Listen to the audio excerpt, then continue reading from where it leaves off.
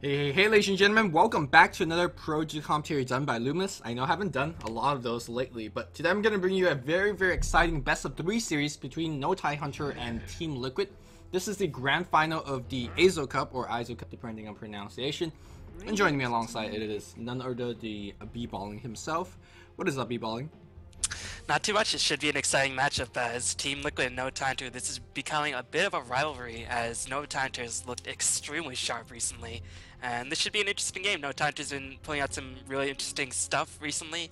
And Team Liquid, I want to see how they approach this matchup because I think the last time these two met, Tidehunter won convincingly, if I'm not mistaken. 10 seconds Let's see if a Tidehunter could take this best of 3 in a convincing fashion as well. The entire best of 3 will be cancelled. This is game 1. Game 2 will be followed shortly. Again, I do apologize, I haven't done too much casting lately. Well, I have actually done a lot of casting, but those aren't beyond the summit, so I will try to get you guys more content for this YouTube channel as well. I have not forgotten about you guys, so don't you worry about that. Keeper of Light, Nick Assassin being banned out for Tidehunter, Wisp and Batrider being banned out for Team Liquid. Lone Druid is going to be the first pickup, and I gotta say, I've been saying this for months, Lone Druid, one of the most imbalanced carry in the game because he does a ton of stuff, and he does it very well.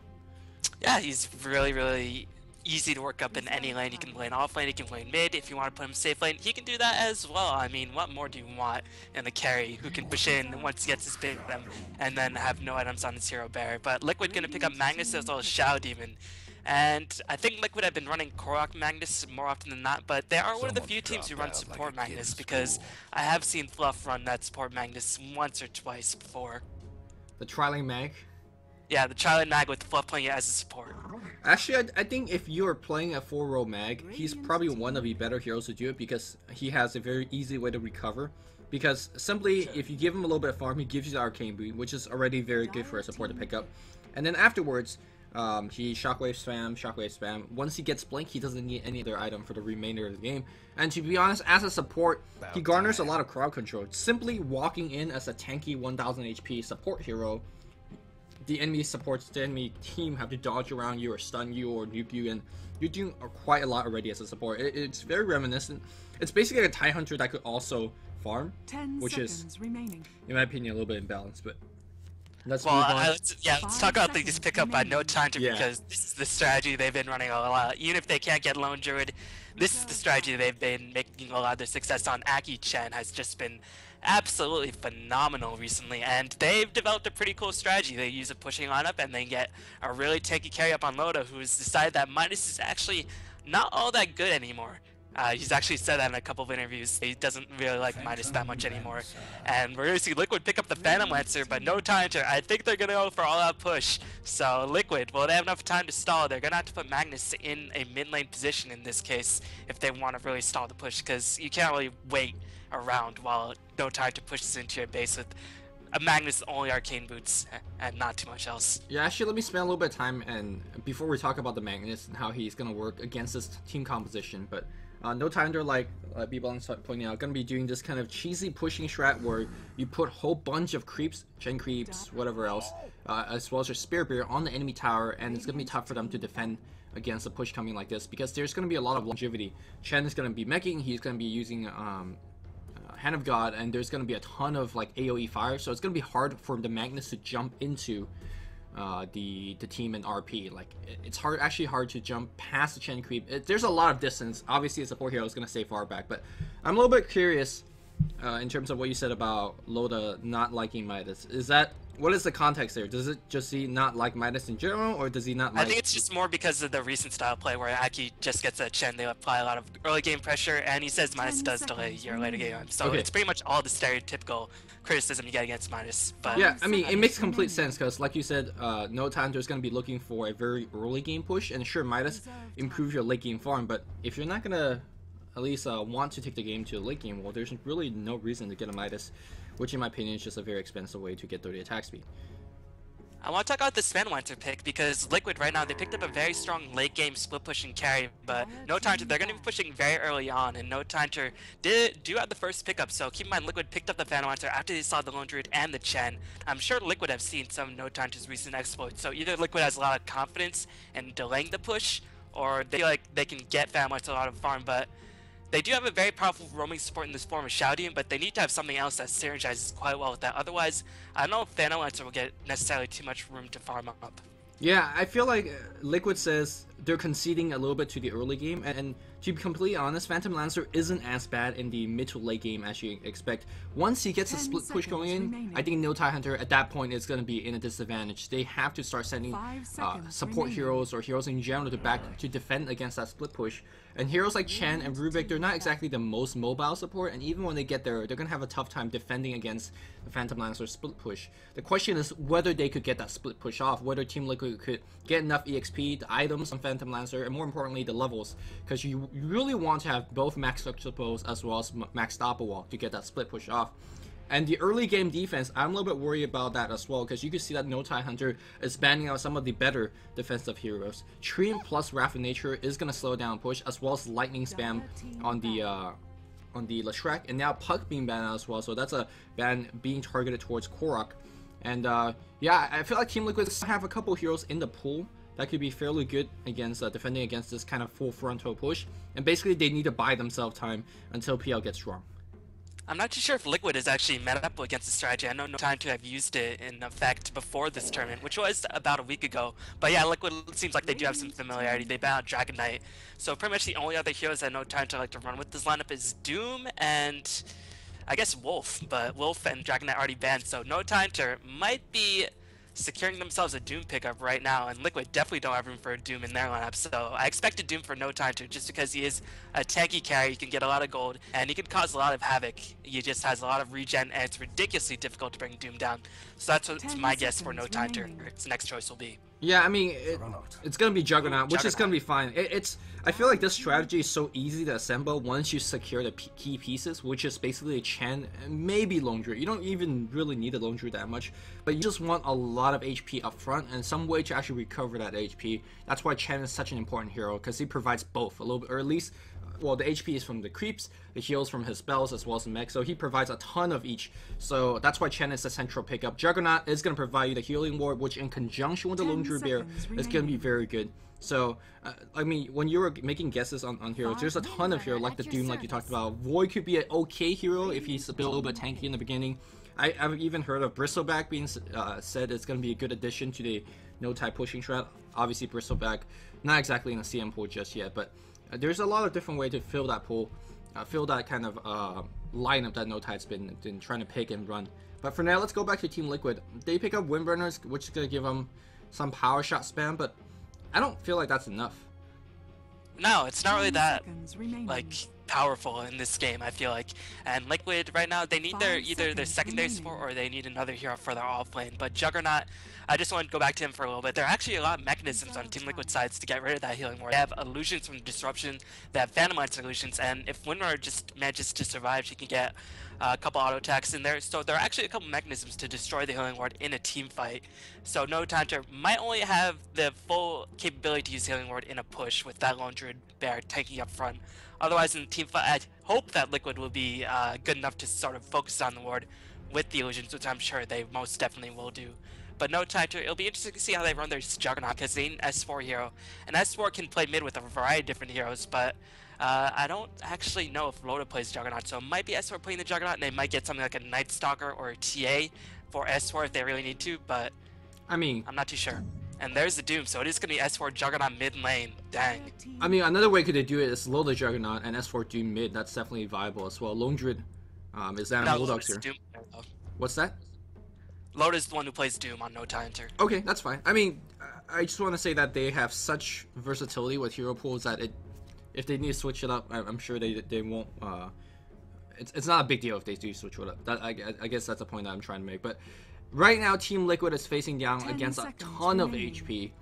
A ton of HP that is not exactly too mobile. So if Phantom Lancer still get his late game pushing game going on, I think Team Liquid would take it easily at that point. But it's like the first 25 minutes, and I'm not right now. But the 4 heroes I see from Team Liquid, it's not going to be enough to slow down this push. Shockwave, Poison Spam, as well as Power Shot alone is not going to do it. I feel like whatever your last support or your solo hero, as that's what they're kind of picking up right now, has to fulfill that role and fulfill it splendidly. And I don't see what hero do it. Maybe Jakiro is a good pickup.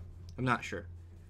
could be a possibility. Liquid's one of those teams who can play Windrunner in different roles. We actually have seen not nearly as much Windrunner, which is a welcome relief after the past 3 to 4 years of constant Windrunner action. But yeah, I just want to talk about the mid lane matchup. It's probably going to be Magnus's Juggernaut in this scenario, and because of bottle curling, Juggernaut should be doing reasonably okay. Should actually win the lane in the first levels, and it's going to be Bulba Clockwork, so they have a bit more anti-push now in the form of the Rocket Barrage. And with the Rocket Barrage as well as the Power Shot having such low cooldowns, this could do quite a number on the Chen creeps as well as the creep waves. And in addition to Shadow Poison and Shockwave, theoretically, that will be able to stop the push, but that requires Liquid to all be grouped up together, where no Tidehunter can potentially sort of take it to them if they really have to. And of course, anytime that those spells are on cooldown, NTH could charge up with the Healing Word and just start going to work. I just like this push. I mean, in theory, yeah, it's going to give you a little bit more counter push, and the cogs are really good against the Chen creeps and against a hero, you know, primarily basically... Well, there are 3 melee heroes. So. Yeah, 4 melee heroes. You could consider Chen as a melee hero, considering his creeps are a big part of his DPS output. It doesn't actually help you slow down a push. It's good if you see the push coming. I need to disable my sound. It's good if you see the push coming and then you basically cog in front of the tower and then slow down the push that way. But once they're at your tower, Clockwork doesn't do much to stop it. Like, rocket spam is not going to be enough. Rocket spam is going to be a joke to a Chen, so I'm not sure if I like this pickup. Obviously, it's one of Boba's best heroes, but I'm not sure. Yeah, it's a little bit questionable, but I think one of the main things he can do with Clockwork is that he can also cog off the lane, like you mentioned earlier, and that could be a big deterrent against these Right, he's got to be there before that.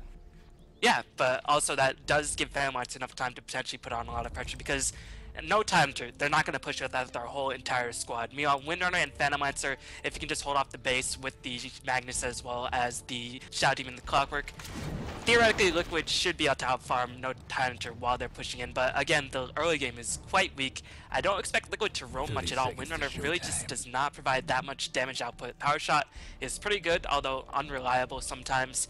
And the attack damage, physical DPS is quite nice as well, but still, I don't know, no Tidehunter, it feels like they're not going to get pressured at all in the early game, and that's the strongest part of the game for them. So they're going to be probably fully maxed out once that time approaches. Yeah, I mean, just going back to draft for another more second, because I know we're already hearing the horn sound. I felt like the last pick might have been Jakiro, or should have been Jakiro or Lina, and I know Fluff plays a very good Lina and played that Windrunner as a, you know, just a long lane road that we're very familiar with. I thought that would have been a little bit better, but that's a little bit beyond the story. Soul Catcher at level 1 here from IX Mike, as he's preventing this pull, trying to do as much damage as possible. And this pull is going some next level path. Is he trying to even pull the mid lane? No, he's not. Oh, a little bit of blocking here from Fluff. He's just delaying. Yeah. And he's going to force the Phantomites to take a lot of tower damage because the bear has a poor man's shield. Dang. And 3 tangos. He already used 2 of the tangos. He's taking a lot of damage. I don't know why Bulldog is taking such a roundabout path. Nice! Get pulled! Nicely done by Liquid supports. And that is a cost of 2 tangos and significant harassment on the bear. So that is overall quite good, but the bear is still running around trying to do whatever it can.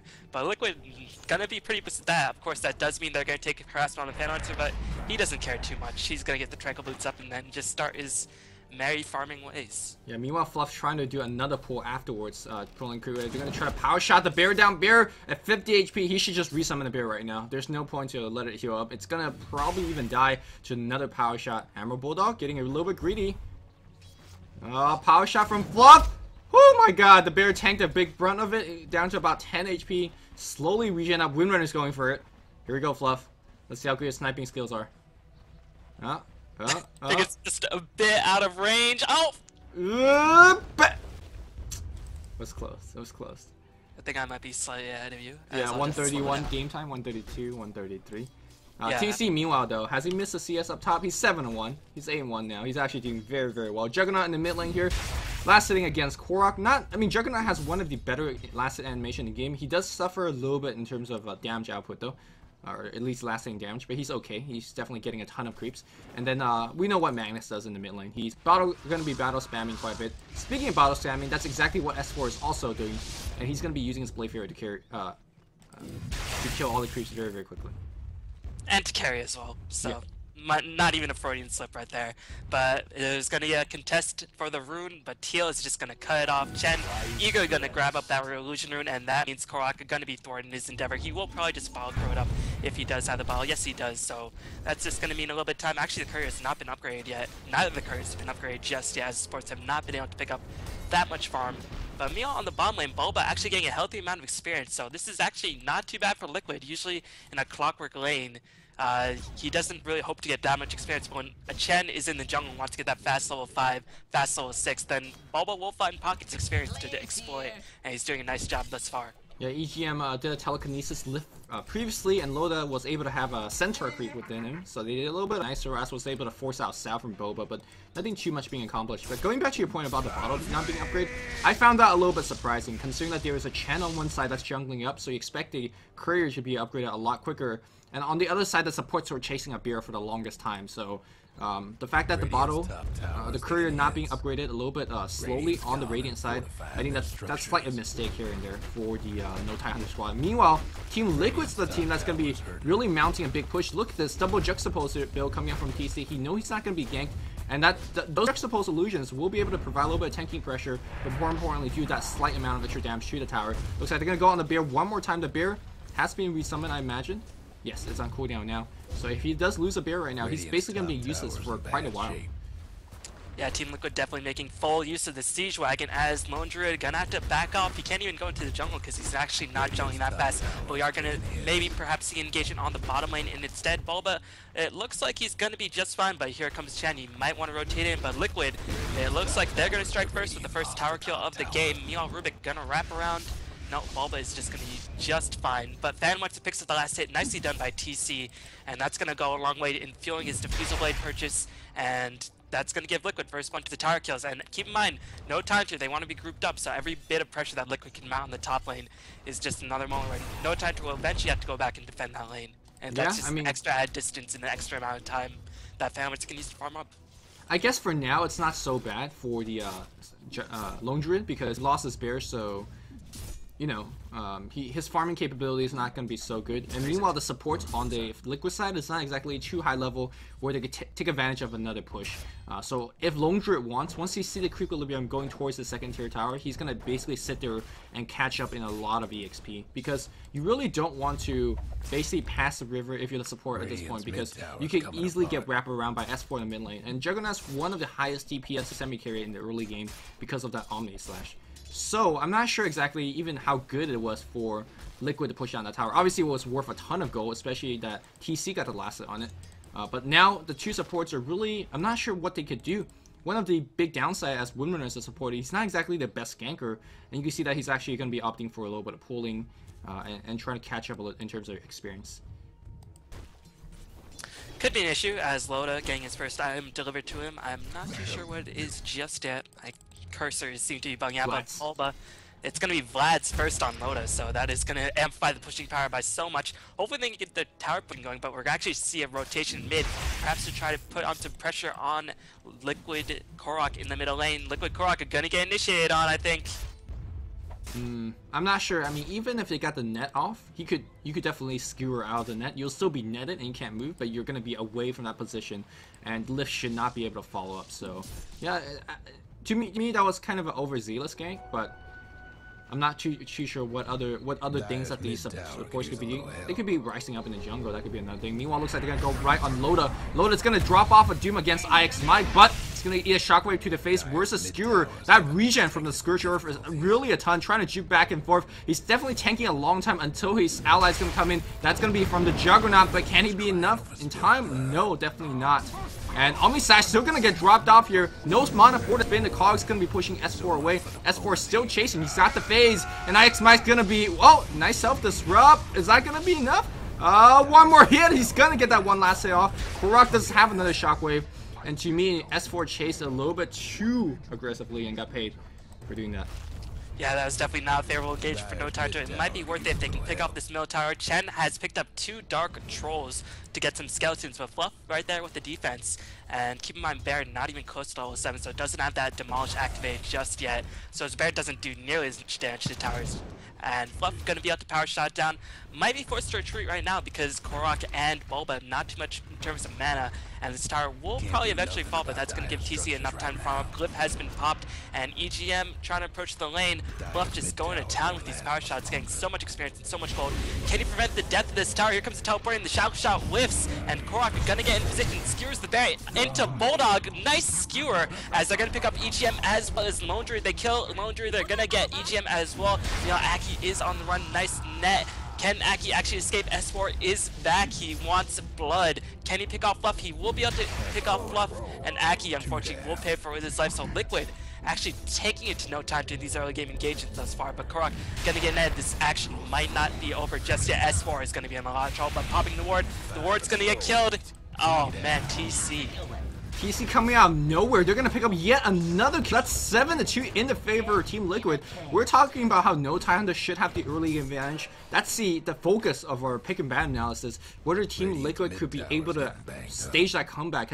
We're assuming they're going to be down early game towers. When your Doom rushes Vlad first, when there's Admiralbulldog on the Bear, and when there's going to be Chen that's going to be pushing a lot, you expect the Radiant team to be getting a lot of tower kills and a lot of early hero kills as well. In fact, though, it is Team Liquid that's really ahead at this point. Quickly checking out on GoGraph, 1,000 gold lead, but more importantly, 3,000 experience lead. And TC, if you look at his farm, Drums as well as Tranquil, and whatever he goes next, whether it's a Yasha or Diffusal Blade, it's going to be really, really good in terms of aiding his split pushing power.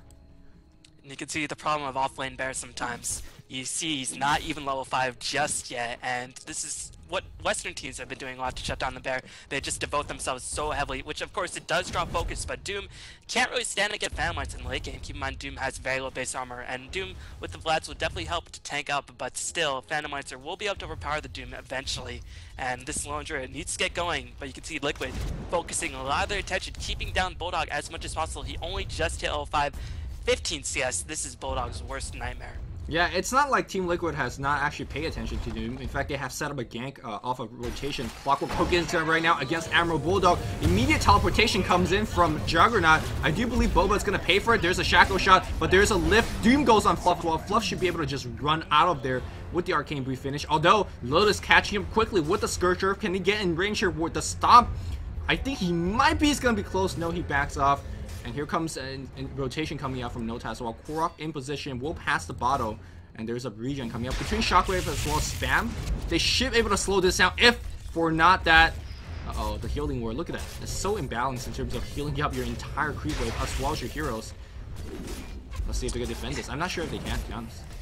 As well as that Wildkin creep giving you, or Wild Wing creep giving you additional plus armor. Korok gonna secure himself in, gonna get netted back. They're gonna defend the tower. Can they go back on the offensive? They get a disruption onto Aki. Aki does not have Hand of God. TC comes in with another kill. Really nice play by TC thus far, saying it's time to kill instead of time to farm, as Loda is going to try to get the heck out of there. No Tidehunter on full retreat, and Liquid might very well be able to pick off the bottom tower. EGM just managing to escape by the skin of his teeth. And no, Team Liquid have all of their people down on the bottom lane. They will be able to pick up this tower.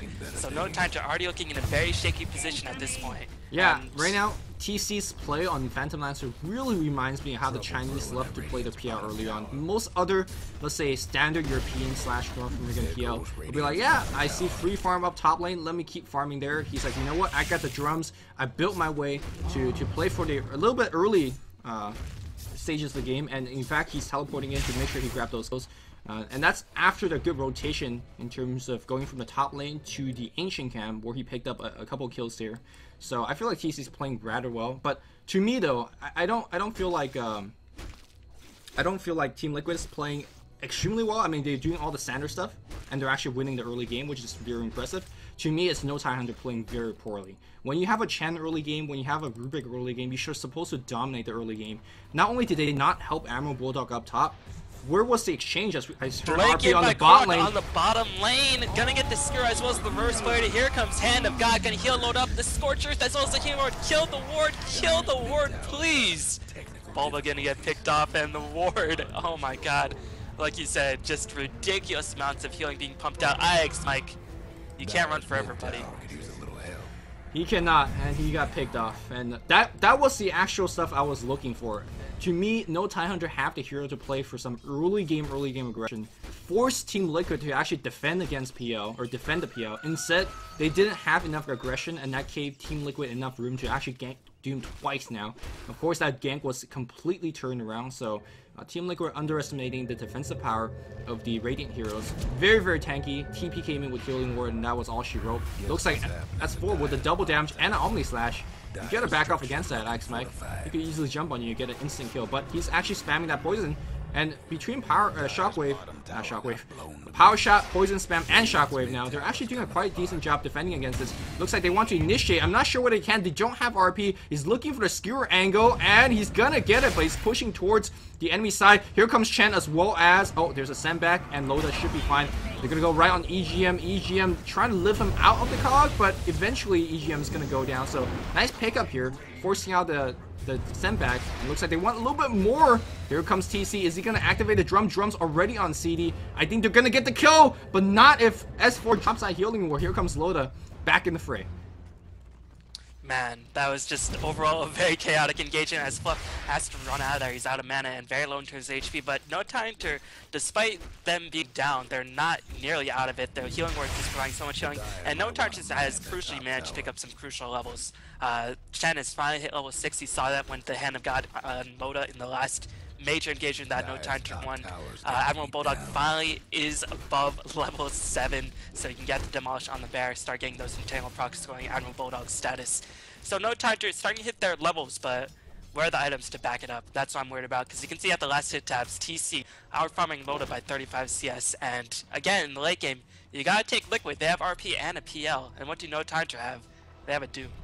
Well, Doom is not exactly the most, it's not the worst late game hero, considered Devour, but yeah, in terms of frontal engagement, I'm not sure whether he could take PL and his army illusions, but more importantly with the RP backup. For me though, I'm very, very confused about TC's play for the last minute or so. You see the Creep Equilibrium up on the top lane, it was right on the tower for a long, long while, and he didn't even start moving up there. He had a teleport scroll on the cooldown for the whole time, didn't walk up there either. I'm not sure whether that's a concession to say, hey, if we see a big push coming, I want my PL to be in position to start defending, in which case you don't want to use your teleport scroll needlessly. But on the same time, he was just kind of jungling. He was walking through the mid lane.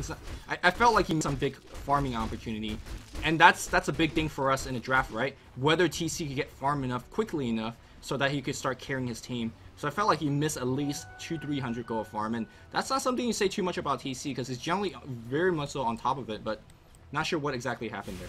Oh, Loda just got the best possible creep. He got the wolf creep, and that's going to amplify the pushing power immensely. 30% damage on the bear as well as all his teammates, the skeletons, the trolls. That'll just add up very quickly. Hand of God is back online as we might see engaging in the jungle. S4 gonna try to catch out one of these people, but he might be in the world of hurt himself. Diffusal Blade has some fish. It's going to drain the mana. But that aura being provided by the Doom is so crucial, and I don't know if Liquid could actually defend this unless they get the perfect They target can't, in this and occasion. I don't think they should.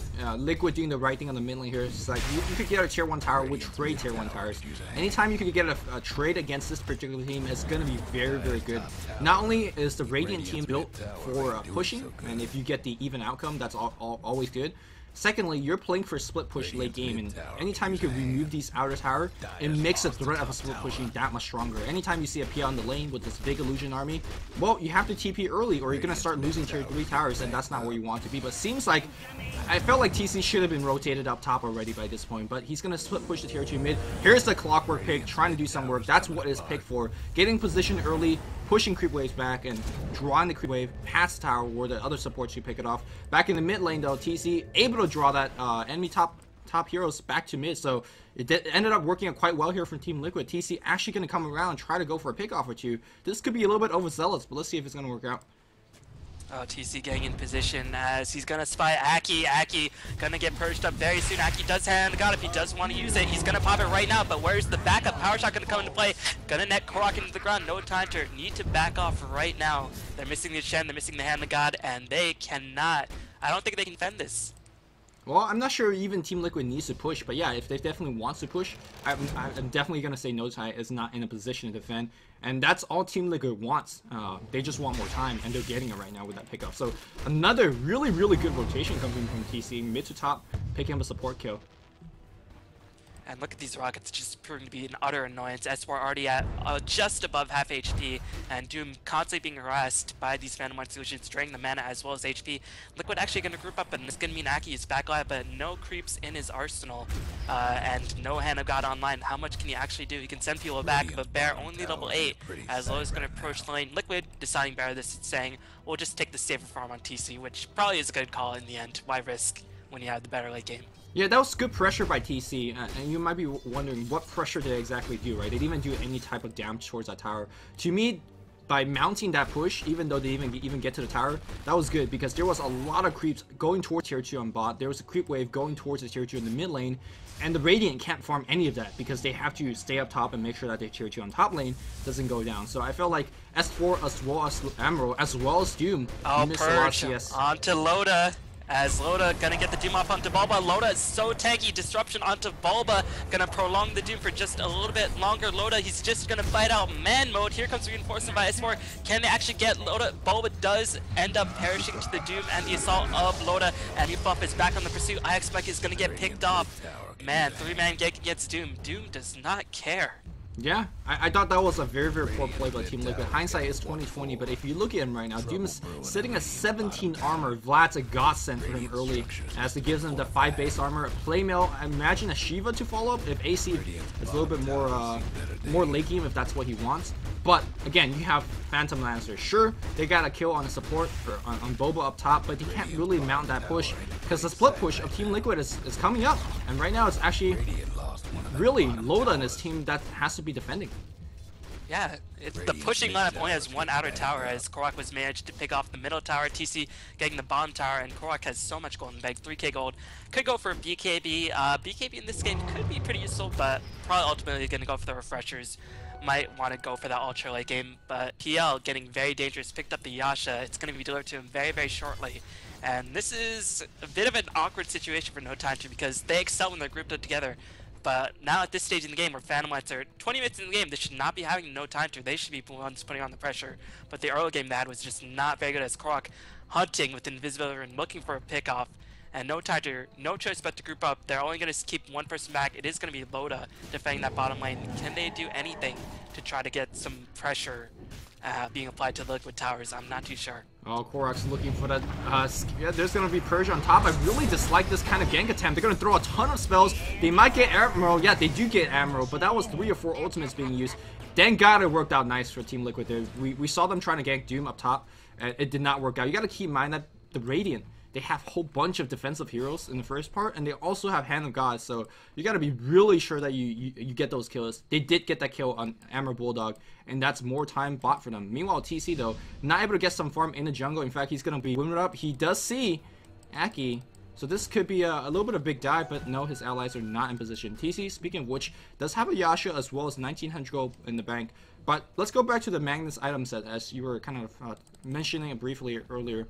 I kind of want to see Korok HP up, or get an item that's a little bit more helpful for the team. Yeah, Refresher is nice, but you already, in my opinion, have the better late game. I want to see Korok making sure they have a better mid game by picking up things like Vanguard, which is something that we see a lot in Chinese Dota, or something like a Vlad's for the team, or even a Pipe for the team. Just anything that makes him a little bit more useful after he drops the RP. Now, granted, 2 RPs are very, very game breaking, but I don't think that Team Liquid needs 2 RP to win the game. If the game is really hard. That could be the case, but keep in mind, NoTime are all very naturally tanky heroes, so that might be a common factor, but I have to agree with you. In the mid game, at the current moment, live in the present, everybody. I think something that would help. And that's when NoTime is strongest, right? So I feel like you should build item towards this stage of the game. Yeah, NoTime are strongest at this game as Bulba just going to latch on out of there. Korok going to push the bottom lane in the Meanwhile, as Meanwhile's pressure is going to be applied to the middle tier 2. This is going to be, once again, a swap for the most part, as the cliff is going to be forced by Liquids, but NoTime are going to go all out for this middle tier 2. They desperately want to get some macro back on their side. The ward coverage not at the best at this moment. NoTime, are they going to pursue the issue? They're going to force Team Liquid's hand, saying, TC, come back. We don't want you to split push anymore. Well, I mean, again, very surprising if that TC was the person that TP back instead of Korok. But Korok definitely has a deeper equilibrium, so he's going to be pressuring on top of that. And right now, Notai says we're not backing off. We're going to trade Raxus because we could think we could get this Raxus quicker. IX Mike out of position. Got forced that backwards. He's dropping the Persian on Loda, but Loda very, very tanky at this point. They're going to engage on Loda. I'm not too sure where they're going to get that kill. Dumo got trouble. 3-man RP. Skewer backwards right now, and suddenly everybody on the Radiant side in trouble. Hand of God, as well as Mech comes down here, and damage output, is it enough? It doesn't seem like it's enough right now. Shackle Shot is right there, and look at the Omni Slash. They see TC. TC's going to get picked off here. You cannot engage into this no Tidehunter team because they're simply way too tank. They get the tier 3 tower, everybody's backing off, they Shackle Shot off against the bear, and suddenly you can see the heroes such as Clockwork, Windrunner, as well as the Shadow Demon. They are just not that good in terms of putting out damage for a long time, and in fact overran is what I'm feeling right now. No Tidehunter just A-click into the base, and they got all these buildings despite the fact that there's so many spells being thrown against them. That was a 3 or 4-man RP. And Admiral says, alright, I don't care, I'm tank. Doom says, I don't care, I'm tank. And of course, Aki says, we don't care because I make everybody tank. Yo, I was just keeping my whole eyes pinned to the healing ward in the battle. And you know what was insane, Lumi? It was that the healing ward survived for a good 25 seconds only after Magnus used the RP. Did Phantom Hunter actually go and right click it down? IX Mike had some opportunities to get the illusions to hit it, but the healing ward still survived. And that means when the RP hit, everybody in no time was at full HP. And that was crucial because, like you said, they spent a lot of power shots, they spent a lot of shadow poisons, and the healing ward was just constantly activated. And that means when the RP came in, it only did about 100 damage, and Phantom Hunter, not really the best base defender because he doesn't have that many opportunities to actually create that many illusions. Yes, and that was very crucial. So the fact that Liquid did not focus down the healing ward, not with the Phantom Hunter illusion, not with the disruption illusions, cost them a Rax in my opinion, because, I don't know, that RP was beautiful like we mentioned, but still, without the proper firepower, how can they hope to possibly bring on a Snow Tiger squad? They can't. Yeah, I just don't like this particular draft coming out from Team Liquid, where the supports are decent in terms of spamming Creep Wave down in the long run, but you need at least 3 or 4 stacks of poison, you need a power shot and a shockwave, and during a hectic team fight, they don't have the kind of burst damage output, especially like you said, because of the healing ward is up. Good smoke and coming out from Team Liquid. Generally, when you're down racks like this, you want to push out the Creep Wave to about the river, and then disappear off the map, so it doesn't become painfully obvious, but well, they have got themselves in some next position right now on the top lane. I think they want to force a fight here, maybe perhaps force a TP or 2 coming from the No Tidehunter side and win a team fight here, immediately get a Rax, and then be on parity. But not sure if that's going to be working out the way that they expect it to work out. Yep, Team Liquid just KISSI and G all in those trees. It's pretty cute. As TC gonna go to work, S4 gonna rotate in. Shackle Shot gonna hold S4 in place, but they are gonna pick up the tier 3 tower at the very least. And that's a pretty nice victory for Liquid. Spending 100 gold to get that smoke going, but they managed to pick off the tower nonetheless. And keep in mind, Liquid, they do have a Phantom Hunter. He doesn't really care about Rax. As 1 Rax down, like you always said in your commentaries against a Phantom Hunter. Just a normal game. Normal game indeed, although 1 Rax down against... 1 Rax down when you have heroes like a Lone Druid who could definitely get that second lane of Rax very quickly. It's something scary, so I'm sure TC, who's a drafter in this game, not exactly feeling too comfortable with the position they're in right now. Also, with the Raxes down, it makes future Roshan, or the first Look at Roshan... this, like, Rock, Battle Fury. What do you think about this? Not makes so sense. good. It makes sense. Makes sense to cleave the middle wave, but it doesn't help him survive. It does not. I mean, it doesn't in team fight that much. It does with the It RP. gives them damage. They definitely need damage. Like, one thing that we were talking about so far is they don't kill quickly enough because of the healing ward, because of all the healing power they have up. It's okay. I'm not in love with it, but especially when you're down mid racks, the extra damage definitely helps. Now, I felt like you could get a better damage item though, because you know he already had built-in in power. That is the Battle Fury, so I'm not sure why he got particularly Battle Fury, but the idea of getting a damage item might not be a bad one. Y'all, no time you're gonna approach, and TC not staying with his illusions bomb, wants to keep fighting it out. I don't know if this is the best idea for TC, but I guess if they lose 1 Rax, then the game gets very difficult, so you can understand his rationale as the illusions have died out on the bottom lane, and this is just a very tense moment.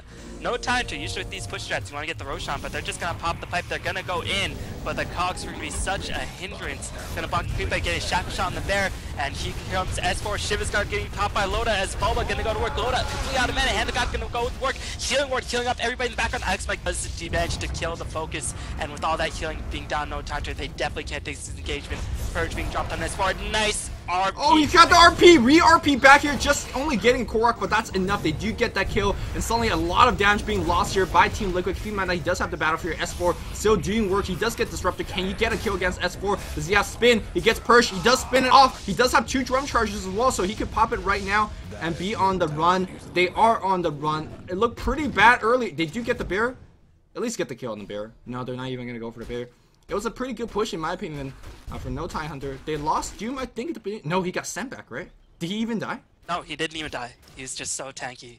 Holy crap. And the healing ward only lasted for 3 seconds before Alex Mike managed to hit it down, so I don't know. I thought once the healing ward and the hand of God were used, I was like, oh, no time to earn for a World of Hurt and the 2-man RP, but like you said, EGM with that clutch RP, he didn't die either. Yeah. So that means he does have RP for the next engagement because he is such a high level. So that could be a little bit of an issue for Team Liquid, and Lancer, again, just showing that he's not really the best base defender, getting very little DPS in these fights, I feel like. Even with the ridiculous tankiness of No Tidehunter, you can start to see the flaws of Lancer being exposed. He just cannot get the splits going his way, and that's really unfortunate for TC in this game. Yeah, there's always a very interesting bait in situations like these involving a Phantom Lancer, and B-Balling pointed out one half of it, which was PL TPing back, whether that was ultimately the right choice, because that fight lasted such a long time that PL probably could get at least a tier 3 tower by himself, maybe even threaten the racks.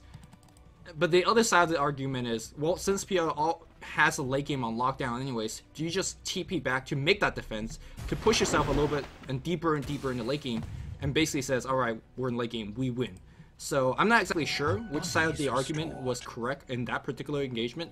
TC went for the latter, or was the latter former, went for the latter and say, alright, I'm going to TP back and defend. It worked out alright, because I mean, they didn't get racks, but they did lose Korok for nothing. And then they also lost a tier 2 up top, as the Radiant team was kind of running it over easily as they push into a tier 3. So I'm not sure exactly where Team Liquid stands in terms of this game. I don't think they're winning, even though they're on 1 racks, but I'm not sure how much they're losing either. And here comes the split push. And to be honest, this is a great split push. If No Tidehunter don't get a kill with the smoke right now, they're in a fantastic they're in a very horrible position. Team Liquid is in a fantastic position because mid is already lost unless they get thrown here, which I heavily doubt. TC is going to be doing a ton of damage on the bot lane. Yep, they're just going to push mid into top because it's easier, and the glyph has been forced, but TC just going to go to work on that tier 3 tower. He's not going to teleport back, it seems like. I think he's content with trading racks in this situation, as the bear is going to get shackled to S4. That's going to delay the push by a lot because that bear does so much damage to these buildings. He does manage to pick off the tier 3 as Moba's going to initiate with the cogs, and this is, can Liquid force stall? Will TC actually teleport back? He has not yet joined. No, he has joined the fight. Hand of God's going to be forced. Healing Ward in the background, providing so much healing. And IX Mike does manage to pick it off. Nice RP by Korok, as Korok will get sieged down. Man, No Tidehunter, even without the Healing Ward, they're just too damn tanky. I'm speechless right now. I'll talk about why I'm speechless. As No Tidehunter just outlasting the entire team. They're gonna kill just about everybody. Killed 3 already. Gonna go for the racks. They don't want to spare IX Mike. That's gonna be 2 lanes of racks. And I think at this point you just have to, I don't want to say you have to call GG, but it's looking very, very grim as Loda deciding that he can't take tier 3 on the bot lane just yet because tier 2 is still on the way. What happened in that previous push, in that team fight? No Tidehunter walked through mid and then just swung top. They didn't even have their own creep wave. The creep wave was like on the top part of the map right now, like right here. They had no creep wave. They just walked in, said our Spirit Bear, that's our creep wave. In fact, our Spirit Bear is a lot more important than our creep wave. You know what they did have? They had level 3 of Null Field, and that is just so much extra magic resistance with the pipe. Against this particular team, right? Yeah, I mean, Rocket, Shadow Poison, Power Shot, Shockwave, all get reduced by Pipe and the Null Field. It's just so much reduced damage that IX Mike with that nice hit on the Healing Ward cancel that, but it doesn't even matter. They have so much armor, so much magic resistance that Liquid can't even hope to fight it in a heads-up engagement. And now what are Liquid supposed to do? They don't have 2 sets of racks, and No Tidehunter looking very sharp at this game. Yeah, one of the bigger weaknesses of Phantom Lancer is that he's not that good in the heads-up engagement, and I think we've been witnessing throughout this entire game. I mean, sometimes when he comes out backstabbing with a drum charge or two, he gets a kill on support, but that's fine and dandy early game. Late game when Dooms as well as Spirit Bear as well as Chen creeps run straight at you, TC, you just simply have to back off. I mean, he doesn't even have a heart at this point. He has 3,100 gold. Would you get a heart, or would you get a butterfly in this case? I think you need damage, right? You can't kill anybody. Or do you want to just outlast them? He says damage. He says Eagle Horn.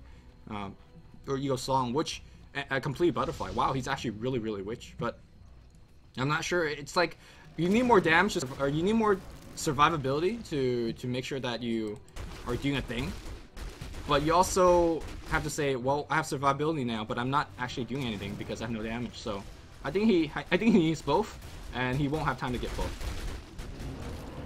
Well, I mean, Butterfly is such a good item on Phantom Lancer because it gives the illusions more attack speed. So TC's just been extremely unlucky with these illusion procs, and that's just the unreliability part of Phantom Lancer. If he was reliable, then he'd be completely broken. As Fluff gonna get initiated on by EGM. EGM, what he managed to steal is still Wind Run. Fluff has a haste rune, but just gonna get cut up into small little pieces by the Omni Slash. And meanwhile, TC just gonna pressure mid lane because he knows as soon as No Time to clears that off, they're just gonna go rotate bot, or maybe even go mid to go for the throne because the tier 2 on bottom is still alive. I think Fluff might have misclicked there. He had Yule Scepter, and I think he was trying to click on himself, but got it on the EGM instead. And if he cast it on himself, he definitely survived. And right now, TC is trying to mono defend against his base by being right in front of the enemy's base and say, all right, if you're gonna push, I'm going to be able to well, do this. Look at this BL illusion up top. I mean, this is starting to look a little bit scary for no Tidehunter, and I say this, they're up 2 Raxes, but PL is one of those heroes that unless he gets caught, he will be doing this all day. But that's the thing though, he can get caught, and once he get caught, the game's over, I think. Dude, look at the rafts. It's pretty funny. Just such a slight advantage for the Rain, despite only being 2 Rax head, because Phantom Lancer has just been able to outfarm them. And yeah, TC gonna go to work. Might have the buyback in store just yet. No, not just yet, as he does need a bit more gold. He's gonna actually initiate onto S4 and gonna pick off Bulldog. S4, no Omni Slash, he's still on Fluff. Bulldog gonna get healed up. Really nice play by TC. Might even be able to pick off S4. He's gonna duke it out. Illusion on illusion violence. And TC, oh, Mets get 2 consecutive illusion procs and kills off S4. That is critical, as Bulldog's gonna be dead. S4 forced to buy back, and that's gonna delay the push even further. TC saying, this team is very heavy, but I got you guys. Yo, but back in the mid lane here, Doom says, alright, my 2 carry, semi-carry just fed, but here I am. Ix Mike's gonna TP out. Unfortunately, Fluff will not have the luxury to do so. He dies to Doom, but TC says, I don't care. I'm on the top lane. I've seen that Rax. I'm gonna go on that Rax. And there we go. We're back 1 Rax here for Team Liquid. Meanwhile, Boba, is he gonna get picked off? That's the question here. He's gonna get Omni Slash to the face. Does he have buyback? Yes, he does. He needs to get to the mid and bot lane ASAP to make sure. Oh, back in enemy jungle or enemy base. TC's gonna get the 2nd lane of Rax. Holy bejesus. Does he have a teleport score back? Yes, he does. He's completely prepared.